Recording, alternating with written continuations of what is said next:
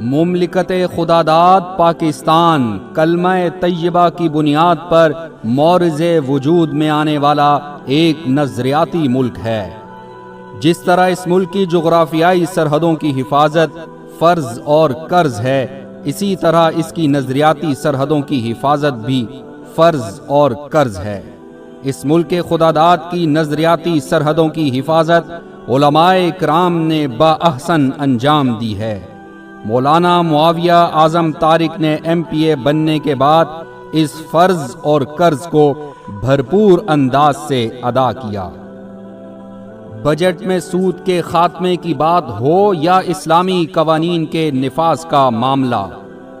دختر Pakistan doctor Aafia Siddiqui کی رہائی کا مسئلہ ہو یا عقیدہ ختم نبوت کے دفاع کی بات،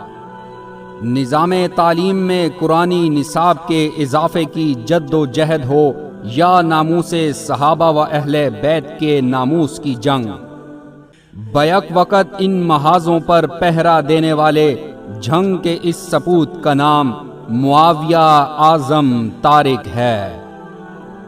اسمبلی کی پیشانی پر جگمگاتا کلمہ طیبہ اس مرد حر کی فرض شناسی کا امین ہے، جس نے تاجدار ختم نبوت کی گواہ قرآنی آیات کو ایوان کے ماتھے پر ببانگ دوہل نقش کر دیا ہے،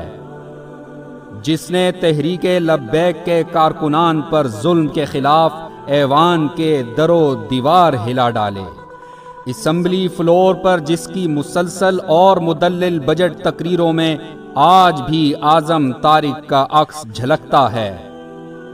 ایوان کے ایجنڈے کا تعین کرنے والی کمیٹی سمیت لوکل گورنمنٹ ایکٹ کمیٹی میں اپنے مطالبات منوانا اس برق رفتار شاہ سوار کے قابل شمار سنگ میل ہیں۔ نمل یونیورسٹی کے ایکٹ میں بہترین کردار سمیت تعلیمی نصاب بنانے اور آکیوپیشنل ہیلتھ اینڈ سیفٹی کی کمیٹی میں مولانا معاویہ اعظم کا مثالی کردار ناقابل فراموش ہے۔